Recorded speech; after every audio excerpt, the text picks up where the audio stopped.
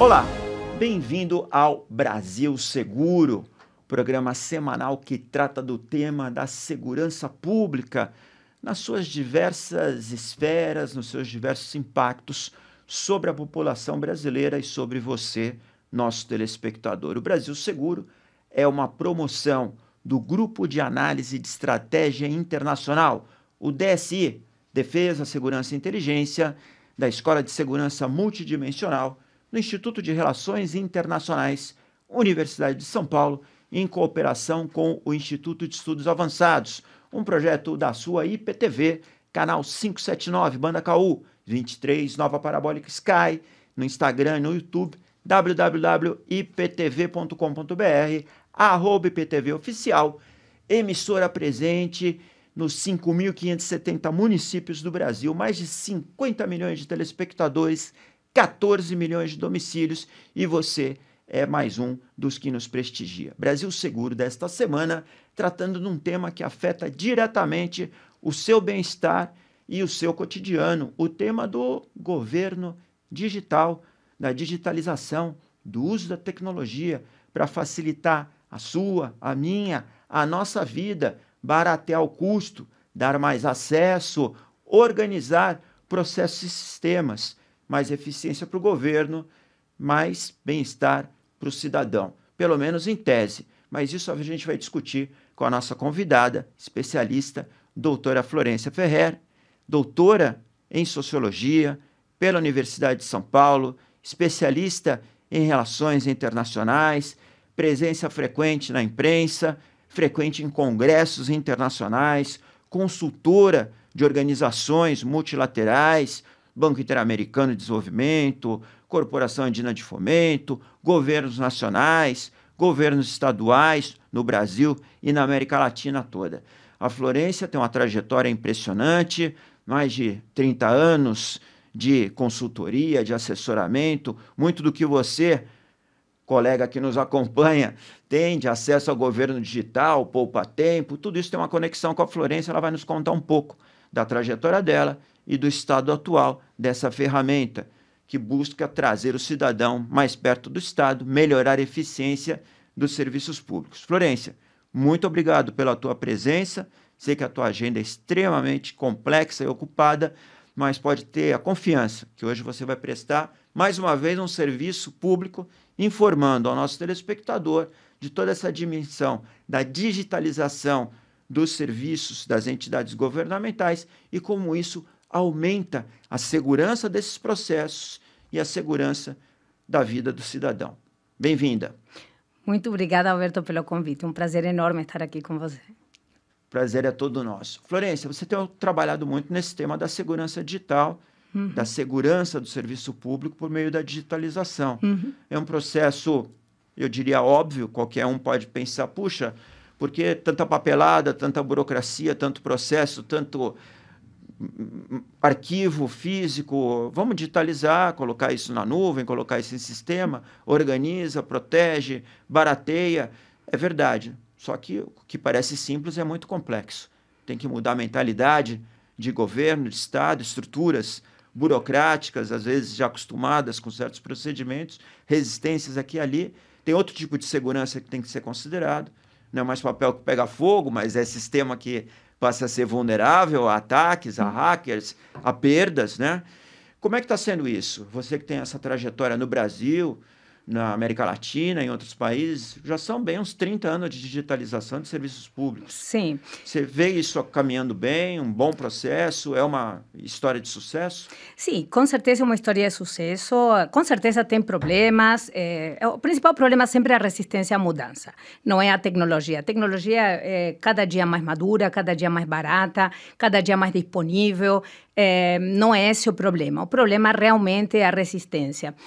Vou te dar um exemplo. Em Rio Grande do Sul, eu conheço a secretária de gestão, no ano passado, frente a todas as inundações, todo o centro de dados foi um dos que sofreu o alagamento e não se perdeu nenhum dado.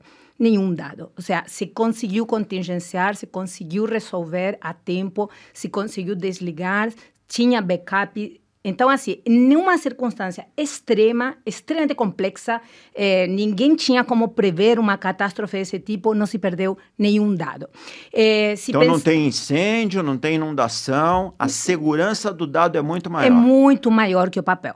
Eu sou da época pré-internet, né? Você também.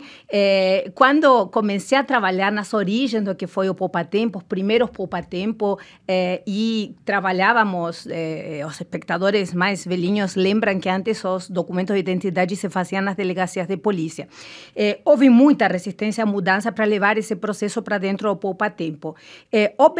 Todo o que era o back-office do documento de identidade, do RG, ele estava num prédio antigo, o IRGD, que ficava no centro da cidade, com fios pendurados, e todos os fichões, tudo que era, quando a gente coletava digitais, estavam em arquivos físicos naquele prédio, que alagava e pegava fogo. Se isso chegasse a pegar fogo, diretamente a gente perdia todo o histórico dos documentos de identidade e não tinha como fazer cópia, seria ridículo fazer cópia física disto, né?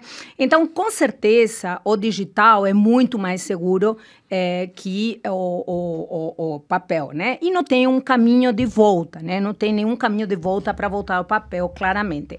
A gente vem avançando muito, vem avançando a ritmo rápido. Claro que tem muitas irracionalidades, né? Muitas vezes se digitaliza papel, né? O qual é ridículo e muito caro, né? Então, por exemplo, temos exemplos, alguns anos atrás, a Justiça do Trabalho digitalizou tudo físico, então vinham os juízes e depois eles imprimiam e voltavam a digitalizar, né? Ou seja, e basicamente se transformou num monstro, porque você não conseguia circular pela quantidade de arquivos, né? Então, tem que ser bem feito. O arquivo tem que nascer digital e manter digital, né? Então, o que quero dizer com isto? A gestão de mudança é tão importante quanto a estratégia de digitalização. Então, a gente precisa, a inovação, ela deve começar com a simplificação, a desburocratização e depois com a tecnologia. Se a gente não faz isto, na verdade, a gente não está fazendo um processo de transformação digital. Está construindo um monstro burocrático bastante pior, que é um monstro burocrático tecnológico. Então, precisamos, com isso, primeiro fazer esta lógica de simplificação. Eu diria que todo processo que tem mais de 10 anos, ele não precisa ser mapeado e redesenhado, ele precisa ser abandonado diretamente. Qualquer processo pré-internet, mais ainda, ele precisa ser diretamente abandonado, porque ele vai exigir uma quantidade de assinaturas e de passos que eram necessários na medida em que você tinha papel e ele exigia passos de um lado para outro. Hoje, na medida em que ele é digital, só o Enter já me garante que ele passou de uma etapa a outra, não exige assinatura. Então, muitos processos burros, eles exigem que você coloque, por exemplo, assinatura digital para passar de uma etapa a outra, sendo que não é necessário. O que quero dizer com isto? Que precisa ser repensado.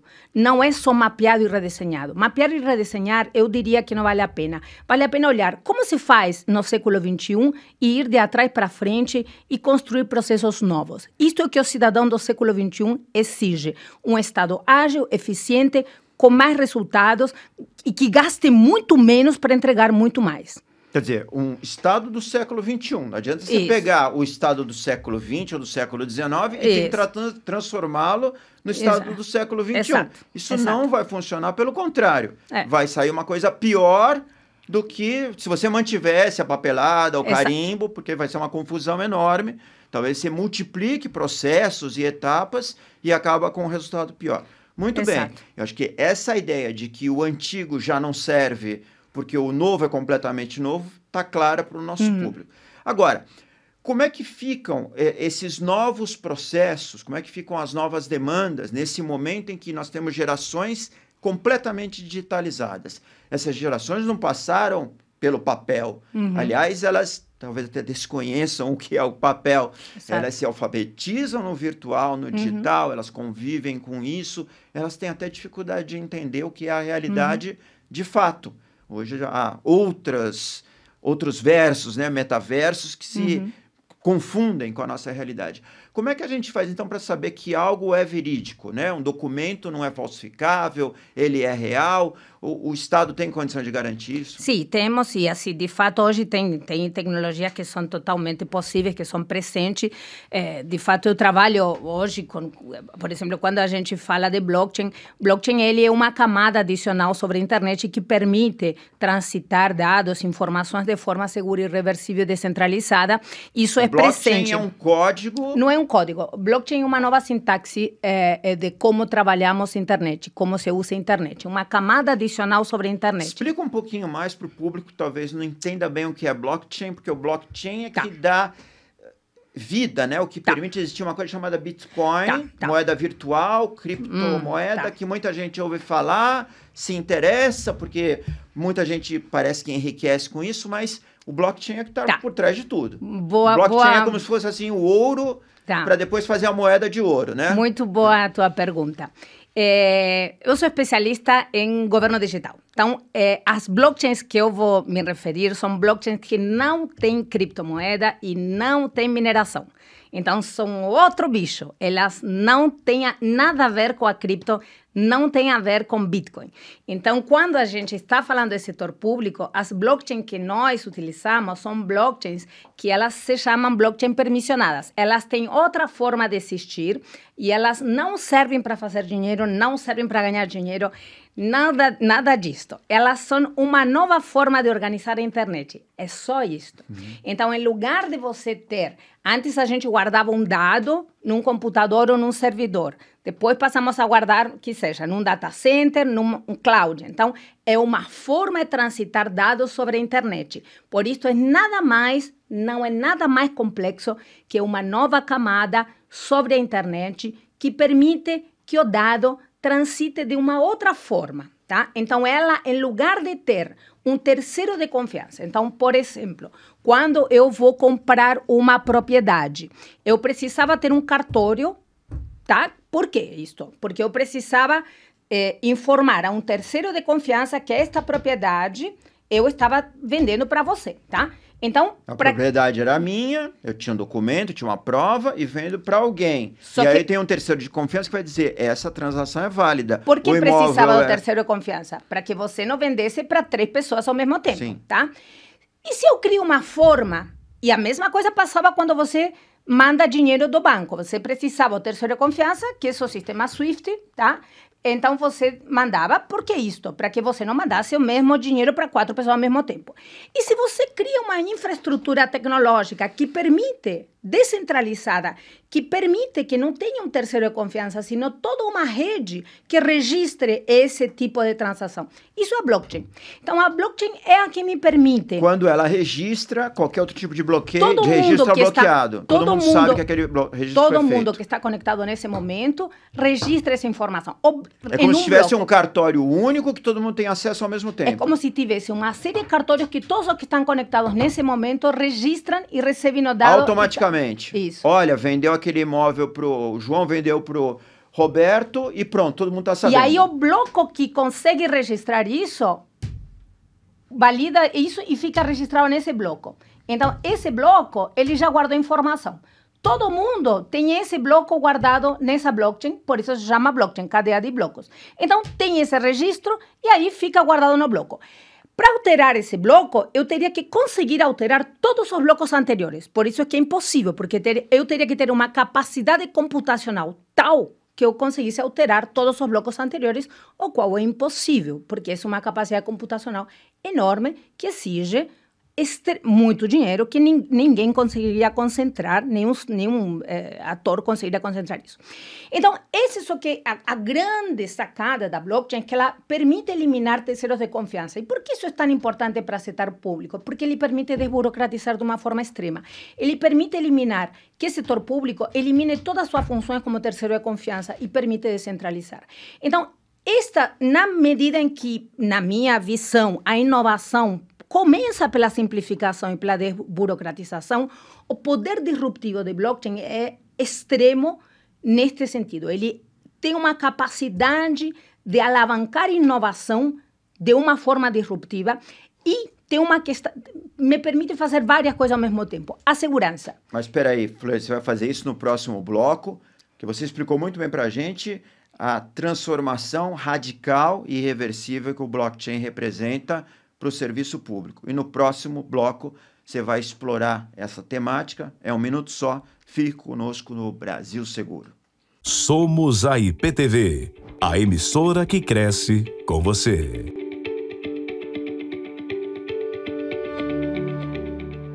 Bem-vindo de volta ao Brasil Seguro. Nesta semana, Florência Ferrer, especialista em governo digital, em inovação do setor público, compartilhando conosco os avanços na tecnologia governamental, na tecnologia do Estado, que permite barateamento de custos, maior qualidade dos serviços, maior confiança para o consumidor e novas transformações que virão. Florência, você explicava para nós desse aspecto técnico, complexo, mas ao mesmo tempo fácil de entender, que é o blockchain, que é essa camada da internet que permite que toda transação, né, todo fluxo de dados que ocorra seja registrado em tempo real com conhecimento para todos os demais participantes de algum determinado sistema. E que isso libera o setor público, porque ao fazer esse reconhecimento em tempo real para todo mundo, toda aquela intrincada rede de repartições e sessões e carimbos e validações que o setor público tem que fazer está reduzida a uma transação, a um clique.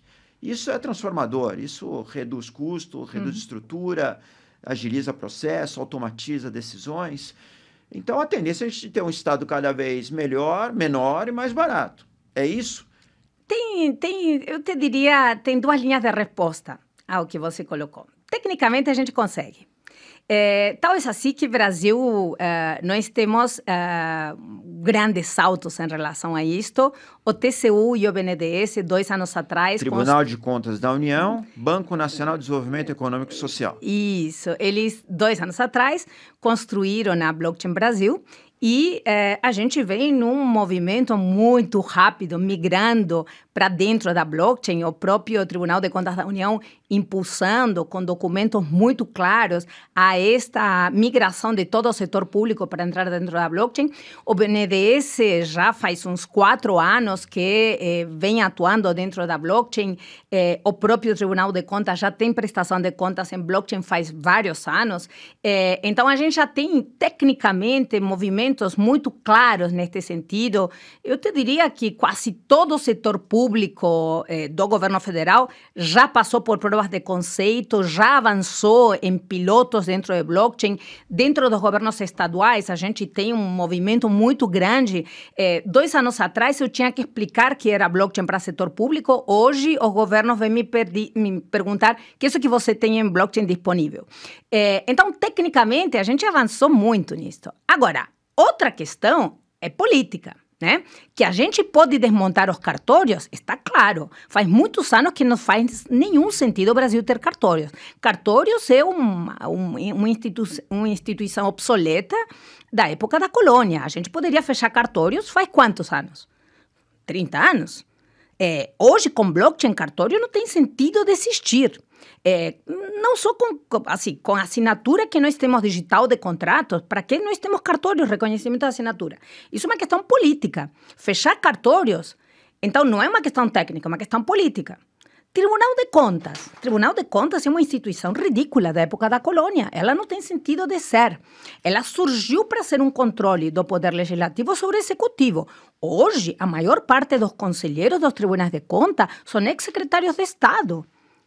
Podemos dizer que um secretário de Estado vai controlar ao próprio Poder Executivo? Isto é completamente ridículo. Então, tribunais de conta, tem vários países da América Latina que não têm tribunais de conta. E eles não são mais ou menos corruptos que os países que têm tribunais de conta. O Tribunal de Contas é uma instituição obsoleta, por definição. Ela é um médico forense que desenterra um cadáver e te explica se ele morreu com um tiro ou com uma facada. Mas ele não tem sentido lógico. Hoje não faz sentido. Tendo tecnologia que nós temos, nós conseguimos fazer auditoria em tempo real. Então, não faz sentido ter tribunais de contas. Tecnicamente, nós não precisamos ter. Politicamente, quem que fecharia os tribunais de contas? Então, podemos ter governos menores que entreguem mais, que se dediquem realmente à saúde, educação, segurança pública? Claro que podemos. Mas aí precisaríamos um cidadão que saiba votar. E que conheça isso que você está falando. Exatamente. A desnecessidade desse tipo de estruturas, Totalmente. que faziam sentido num outro padrão tecnológico, Exato. em que se exigia algum controle das atividades de órgãos do setor público, que hoje automaticamente Não são fazia sentido. realizados pela tecnologia disponível. Exatamente. Legislativo. Hoje temos ferramentas de democracia que permitiriam que a gente tivesse um poder legislativo muito menor e com ferramentas de democracia direta muito superiores. Então, com um mix de democracia indireta, claro, com um poder legislativo, mas com muitas mais ferramentas de democracia direta. Você diz consultas populares, participação popular. Participação e assim, na formação de leis, na discussão de leis, na discussão da Constituição. Quando a gente vê a Islândia, por exemplo, depois da crise de 2007, que foi o único país, né, que teve um movimento inverso, em lugar de premiar aos bancos, ela puniu os bancos e meteu preso, né, os banqueiros, e teve uma discussão da Constituição, teve praticamente 70% da população discutindo a nova Constituição. Ok, a Islândia é um país, né, altamente culto, 700 mil, altamente culto. Ok, entendo. Só que o mesmo modelo foi utilizado na Grã-Bretanha, que é um país, né, muito mais diverso. Então, quero dizer, as experiências, elas podem ser, sim, exportadas e a gente pode utilizar ferramentas de democracia em democracias mais complexas e mais de massa. Então, podemos ter um legislativo completamente diferente? Podemos. Depende da decisão política. Precisamos ter essa quantidade de assessores? Precisamos ter um legislativo tão caro como o que nós temos? Definitivamente não. Definitivamente não. Podemos ter modelos muito mais ágeis, muito mais interessantes? Podemos, claro. Isso é uma decisão política. E aí? Onde é que a gente vê exemplo que poderia ser utilizado no Brasil desta incorporação da tecnologia para além da otimização dos processos? Quer dizer, efetivamente cortando na carne o tamanho da burocracia estatal e privada, porque o cartório não é só Estado, é também entre setor privado, entre os cidadãos. Para estatal. Mas aí está, o cartório é um grande exemplo. Poucos países no mundo têm uma obsolescência tão grande, né, como o cartório. Ou seja, você não vê isso, a América Latina não tem cartório, né? É uma herança portuguesa, tem só os países de herança portuguesa algo tão obsoleto como isso e tão caro como o cartório. O cartório nós pagamos 27,5% ao dono do cartório. A ver, nós temos uma carga tributária como país que estamos pagando por um sistema cartorial, né? Poderíamos eliminar completamente o sistema cartorial. Isso não deixou de fazer sentido. Sabe por que, Alberto, isso é importante? Porque são escolhas que estamos fazendo. Nós não conseguimos fazer tudo, tá? Ou mantemos o sistema cartorial, ou conseguimos investir em ciência e tecnologia, ou usamos isto para bolsas, ou mantemos o sistema judiciário e os privilégios dos juízes, ou os tribunais de contas, tá? Então, assim, ou desmontamos estruturas burocráticas ou investimos no nosso futuro. Quais são as escolhas que vamos a fazer como país? Lamentavelmente, a gente está num momento da humanidade que eu vejo retrocessos grandes políticos. Então, exemplos interessantes de países a gente está deixando de ter, né? Mas só te fazer uma pergunta. Sim. Quer dizer, acho que a questão principal aqui você é uma especialista e você acabou de demonstrar para nós que, do ponto de vista técnico e tecnológico, o estado da arte permite já a eliminação de não só etapas, processos, procedimentos, mas de estruturas ligadas inteiras ao Estado, diretamente do Estado ou paraestatais, como é o caso dos cartórios. Tribunal de Contas da União e legislativos. E eu acho que se você continuar a dar exemplos, vários órgãos, várias estruturas vão começar a aparecer e você vai falar, olha, o tamanho não é tão pequeno assim, não é só o cartóriozinho da esquina, é um monte de coisa. Tá, por que essa informação não chega à população e por que essas decisões não são encaminhadas, discutidas e finalmente submetidas ao desejo da maioria, que se chama democracia? É porque há interesses políticos por trás. Como é que a gente consegue levar o técnico, o tecnológico, para o plano político e dizer, olha, está na hora de tomar uma decisão? Acho que aumentar a educação e levar este tipo de conhecimento... Informação e educação. Educação de base, ou seja, um caminho é entender, que toda a população entenda o caro que é manter este sistema e as escolhas que estamos fazendo. Quanto custa manter o controle que nós temos hoje? Quanto custa nos tribunais de contas? Quanto custam todas estas estruturas? Quais são as escolhas que estamos fazendo como país? Quanto estamos deixando de investir no futuro de nossas crianças e estamos gastando no judiciário que temos hoje, tá? Quando você... O judiciário também pode ser enormemente otimizado. Simplificado. Te dou um exemplo. Na Coreia, você tem, e hoje a gente poderia fazer isso, né? Sem prejuízo da qualidade da justiça. Totalmente. Te dou um exemplo simples. Justiça, tudo que tem a ver com trânsito e acidentes de trânsito. Hoje nós temos, todo mundo tem celular e basicamente inteligentes e os carros, a maior parte também tem, enfim, tecnologia básica. Então, quando você tem uma batida na Coreia, né, batem 2 carros, imediatamente chega para o motorista quem foi o culpado, tá? Porque além das câmeras nas ruas, você tem os aplicativos. Então, com esta informação tecnológica, você consegue saber quem virou errado, a que velocidade estava, qual foi o ângulo da curva. Então, na verdade, não é o juiz que decide, é a tecnologia que diz quem que foi culpado, né? Então, na verdade, imagina que você elimina de carga. Você pode recorrer? Pode, mas aí você reduz a carga enormemente, porque você tem que provar quem que estava errado. Né? Então, assim, esse tipo de exemplos é o que mostra como você consegue reduzir a carga em todas as questões que as máquinas são melhores que os humanos, né? Tem outras coisas que não, realmente os humanos são melhores, né? Não tenha dúvidas. Mas esse tipo de processo judicial, a máquina é melhor que o humano, tá? Então, com isso, você consegue simplificar e realmente agilizar o processo de justiça. Então, esse é um exemplo de que a gente não está tão longe de poder fazer isso. Cidades como São Paulo, com o que você tem de câmeras, você consegue fazer isso, e com o que tem de smart, todo mundo tem um smart, você consegue fazer, tá? Simplesmente você consegue triangular a informação e conseguiríamos ter processos muito ágeis, eliminando essa necessidade de pagar para os juízes para fazer este tipo de processos, né? E eliminar todo o que tem de guarda de trânsito, etc., em cima disso, né? Então, eu insisto, tecnicamente nós estamos prontos. A pandemia mostrou em quanto tempo nós viramos para o trabalho remoto no setor público. Eram discussões eternas se podíamos ou não o trabalho remoto. Virou 24 horas. O trabalho remoto se provou que estávamos prontos.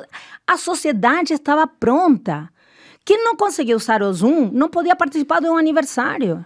Então, todos, idosos, jovens, qualquer um, pobre, rico, todo mundo aprendeu e se virou a usar a tecnologia. O setor público não se pode dar o luxo de continuar esperando e ver se pode ou não pode, questionar se pode.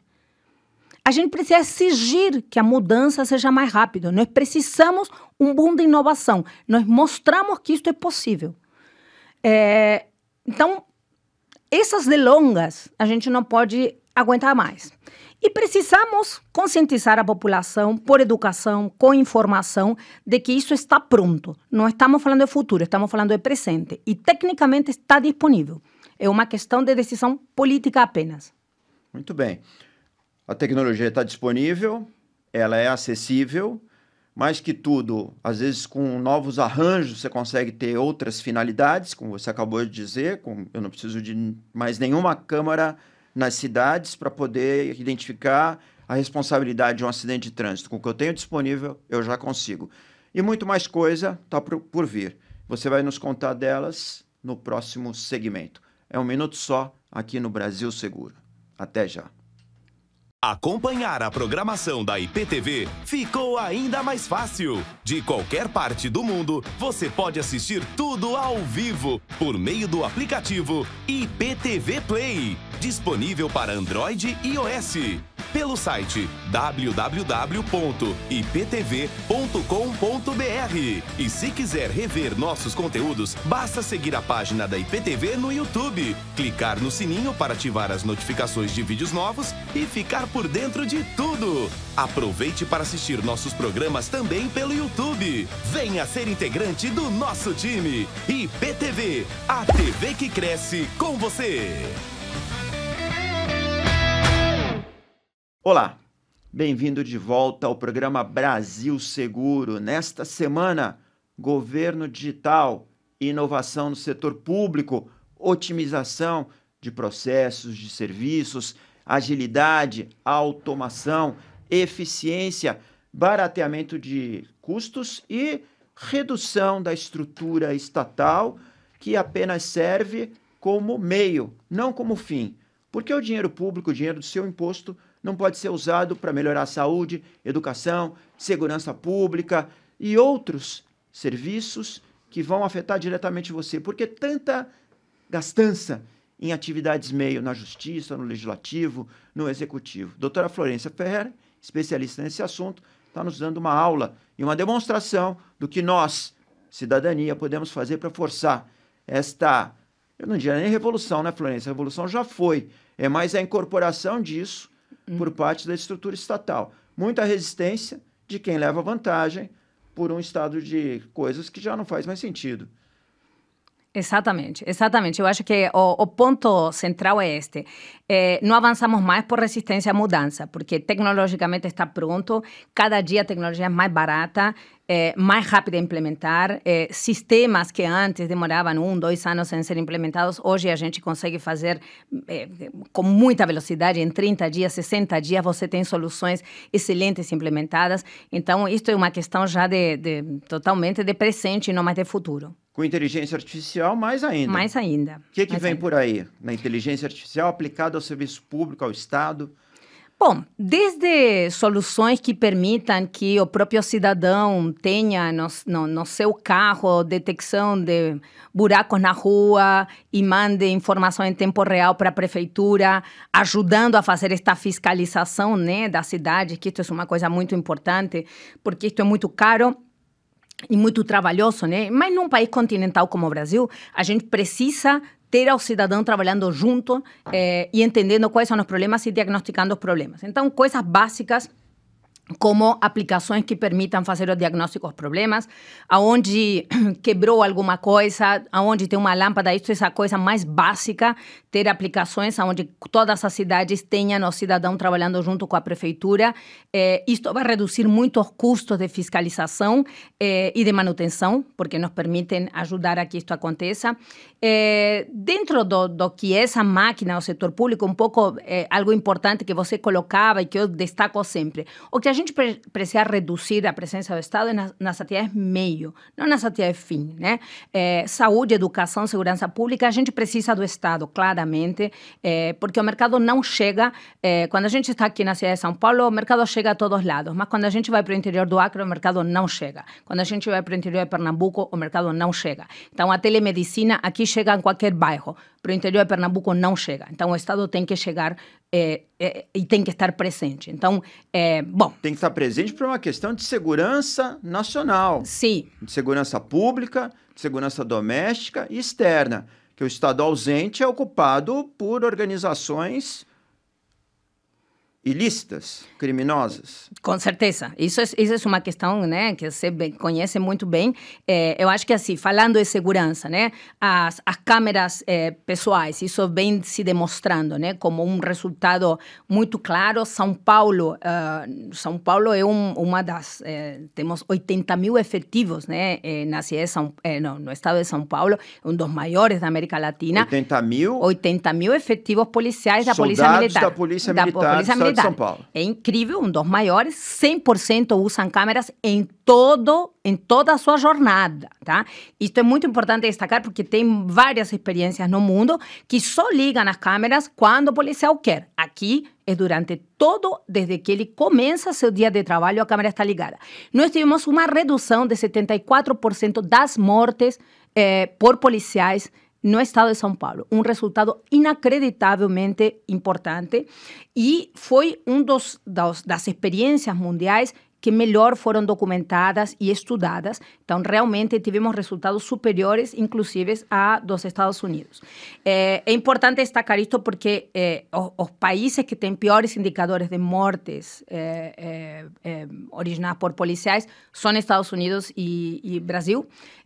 Posso fazer um parênteses Sim. rápido, Florence? Que, em geral, a gente associa o uso de câmera como um mecanismo de vigilância da ação do agente individual. Quer dizer, com a câmera, aquele policial vai ficar mais cuidadoso na abordagem violenta, no emprego de meios que possam levar algum dano para uma possível vítima. E não é só isso. Não. Aliás, isso talvez seja a minoria dos efeitos. O mais importante é o seguinte, quando você tem essa coleta de dados em tempo real de todo o universo da atuação daquele servidor público, hoje, com as técnicas de Big Data, de processamento, você consegue fazer um estudo daquela coletividade que permite o aprimoramento das operações, a identificação de fragilidades, a melhoria da segurança do próprio agente público, a presença do Estado onde ele é mais necessário. Essa coisa de, com isso o policial fica constrangido e ele não vai poder reprimir a bandidagem, estão desarmando a polícia. Não é isso verdade. Não é verdade, é uma coisa mínima, ante a eficiência que ganha com o tratamento desses dados. E não é só isso, sino que gera provas, ajuda muito. Por exemplo, no caso de São Paulo, a gente conseguiu aumentar mais de, não lembro exatamente agora o número, mas quase 90% as ocorrências de violência doméstica. E com geração de provas de altíssima qualidade, porque o policial está no local e já tem a prova gravada. Então, isso pode ser utilizado no processo criminal com alta eficácia, né? Então, na verdade, é um bom exemplo de como a tecnologia permite ajudar e em todo o processo, né? E na eficácia do processo, inclusive depois judicial, né? Então, esse é um bom exemplo de como a tecnologia vem auxiliar e não é só isso, senão que ele também protege o policial, porque também eu acho que dá uma situação de mais segurança também para o bom policial. Ou seja, essa é uma situação que a grande maioria, sem dúvida, né? Então, esse é um bom exemplo do que vem por aí também, né? E a tecnologia integrada com reconhecimento facial, né? Então, na segurança pública, é um dos casos mais eficientes de uso da tecnologia para a prevenção de violência, né? Não. E na saúde, a gente tem alguma coisa? Bom, na saúde, a gente aprendeu muito com telemedicina na pandemia, né? E isso veio para ficar. A telemedicina é uma questão de que não é nada novo, né? Faz muitos anos. E o que acontece? Num país continental, isso é ainda mais importante. Por quê? Porque o diagnóstico é muito complexo de ser realizado com alta qualidade. Quando você vai para o interior do Acre, interior de qualquer interior do Nordeste, Norte e Nordeste, você colocar um médico bem formado no interior do território é muito complexo. Não é possível, a gente não consegue formar médicos nessa velocidade. Então, a telemedicina te ajuda a que você tenha um recém-formado coletando imagem e você tenha um centro de diagnóstico centralizado. Não precisa estar em Rio Branco, pode estar em São Paulo. Então, você consegue, com uma eficiência enorme, aumentar a tua capacidade de diagnóstico, que é o segredo de você resolver os grandes problemas de saúde, né? Então, a telemedicina, esse é um dos temas. Eu fiz trabalhos muito interessantes mostrando como a gente consegue resolver problemas gravíssimos melhorando o diagnóstico precoce, tá? E isso se faz com telemedicina. Você vai ter uma grávida com problema de alta complexidade. Você está com um médico recém-formado na ponta, mas um profissional altamente formado no centro de diagnóstico. E mais, você tem o centro que ele vai conseguir ter diferentes profissionais fazendo um diagnóstico complexo de forma conjunta. Então, a telemedicina vem para revolucionar a capacidade de resolução de problemas complexos na medicina. Então, isso é uma das coisas que a gente já consegue fazer. Quando começamos com isso, 30 anos atrás, ainda era complexo porque a internet não era aquelas coisas. Hoje a gente já tem internet de alta qualidade. Eu te diria que em quase todo o território temos poucos municípios sem cobertura de internet de boa qualidade. O Brasil já conseguiu dar um salto assim Eu, em 2007, fiz um projeto no Acre, que era levar internet de banda larga a todos os municípios do Acre. 2007. Então, assim, e era Acre. Então, imagina hoje. Hoje a gente realmente tem internet com cobertura. Claro, temos áreas rurais sem internet, não tenha dúvida, mas realmente demos um salto e estamos muito próximos de ter uma cobertura praticamente universal. Né? Não só temos internet, quer dizer, temos a infraestrutura disponível, como temos a microestrutura, né? O smartphone na mão de toda a cidadania, da criança ao idoso, do pobre ao rico, no centro urbano e no meio rural. Essa talvez seja a maior democratização tecnológica e a maior inclusão social em curso no mundo. Sim. E o Brasil avançou muito nisso. Então, hoje é possível você ter, e hoje a gente tem, né, no teu celular, todo tipo de serviço público à disposição, de saúde, de segurança, de educação. O governo digital brasileiro, GovBR, você tem acompanhado isso. Sim, sim. Como é que você vê esta ferramenta, essa plataforma? Ela funciona bem e em comparação a outros países? Temos muito para melhorar, mas demos um salto, né? Eu acho que a gente tem... tá bom, assim, o processo, finalmente nós conseguimos caminhar no que é uma identidade única, né? Estamos a um passo disso. É uma discussão que vem desde os anos, eu te diria, 98, que começou essa discussão, finalmente. Identidade única é um documento de identificação que sirva do território nacional inteiro. Isso. E seja a porta de entrada para todos os serviços públicos. Para todos, e que seja um número único. Ou seja, não aquela loucura de que cada cidadão tem um RG, CPF, PIS, sei lá o que é. Aquela loucura toda que o tadinho do cidadão era o mensageiro do Estado. Ele tinha que... Ele era um cartóriozinho ambulante. Ambulante, e ele tinha que, né? Ele era o que tinha que... Né? Ele tinha que integrar ao Estado, né? Agora o Estado finalmente, né? Ele que finalmente é um número que mostra que ele tem que interoperar por trás, né?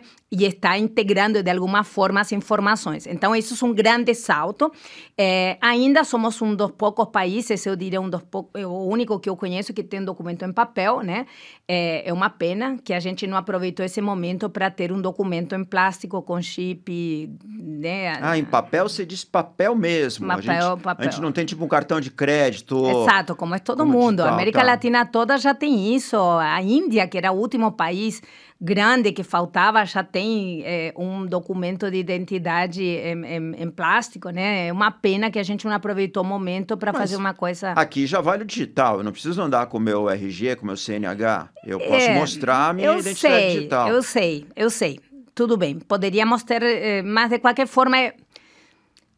O que acontece? Me parece que isso foi parte de um negócio... Eu não consigo entender por que a gente precisou imprimir. Isso é um custo ridículo. Esse tipo de papel, caríssimo. Ele tem uma validade, não lembro exatamente, mais de 10 anos. Então, virou um negócio que tem empresas, eu já ouvi essa história, é um grande negócio, cada 10 anos vai ter que ser renovado. Então, assim, me parece que a gente poderia diretamente eliminar o papel. Já que não temos o plástico, elimina esse papel, porque é um custo. Essas são as pequenas coisas que não fazem sentido, né? É um custo absurdamente alto que você é invisível.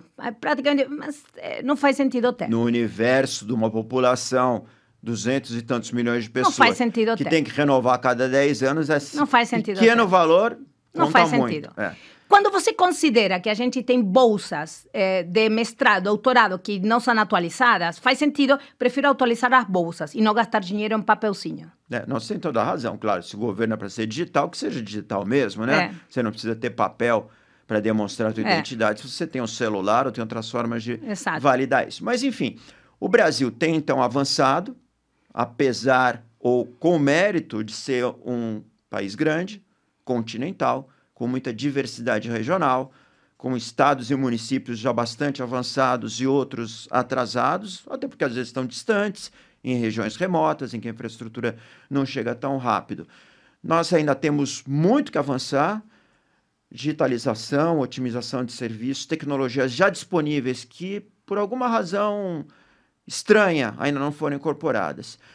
Florência, você tem uma trajetória muito longa. qual seria o teu conselho, se você fosse gestora pública, tivesse num cargo decisório, um conselho, uma decisão, um projeto de lei, uma portaria que você hoje mandaria baixar, mandaria efetivar para melhorar a vida digital do cidadão brasileiro?